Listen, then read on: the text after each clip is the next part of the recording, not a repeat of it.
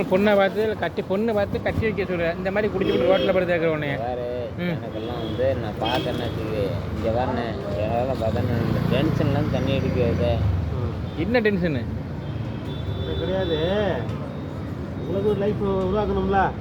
குடிச்சு விட்டு ரோட்டில் ஏன்னா எனக்கு கவலை இல்லாமல் அவன் போட்டு மயிரை பச்சுன்னு தெரிஞ்சிட்டு இருக்கான். நீ குடிச்சு விட்டு ரோட்டில் படிச்சீங்கன்னாக்கா என்ன பண்ணுவாங்க? நீ வந்து இப்படி கூட அவங்கள ப்ரூவ் பண்ணி காமிக்கணும்.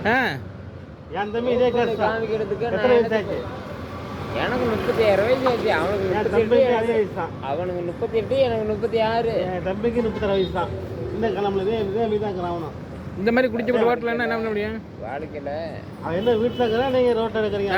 அது வீட்டில் இருக்காரு, ஒரு ரோட்டில் இருக்காரு. இதே தான். நீ இப்பவும் சரி, என் சொத்துல பாதி இவனுக்கு சொந்தமும் சரி, எனக்கு சொந்தமும் சரி. சொத்து அவன் இல்லைன்னு அவனை சொல்லுங்க பார்க்கலாம். எப்படிலாம் போகும், எப்படிலாம் போகும். ஏடா காசு தரியா இல்லையாடா? காசு கொடுறாங்கிற போங்கிற என்ன பண்ண சொல்றேன் என்னையா? காசு கொடுறா நிற்காது பாரு. கரண்ட் பில் கட்டுண்டா காலைல. காலையில் கட்ட முடியும். நான் பணம்லாம் நைட்டில் எல்லாம் வாங்குறதும் இல்லை, ஒன்றும் கிடையாது. சரியா? நீ என்ன வயதுக்காரன்னு நினச்சிட்டு இருக்காத.